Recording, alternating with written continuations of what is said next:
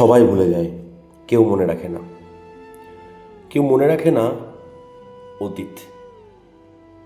মরে যাওয়ার পরেও বারবার জিজ্ঞাসা করে মৃতদেহটা নাড়িয়ে নাড়িয়ে যে কেন চলে গেলে। আর এদিকে বেঁচে থাকলে কেউ পাত্তাই দেয় না। কথা তো দূরের কথা, মানুষের ইগো, মানুষের অস্তিত্ব এবং তার শান্তি নিয়েই পড়ে থাকে। মরে যাওয়ার পরেও কেউ মনে রাখে না। 2 দিন কাঁদবে, 4 দিন কাঁদবে, 1 মাস কাঁদবে, তারপর কেউ মনে রাখে না। মৃত্যু পরম সুখ, কিন্তু মৃত্যুই যদি সব হয় তাহলে কর্মটা করে যাওয়া উচিত। আর একা থাকতে যারা শিখে যায় তাদের বারবার বলতে হয় না।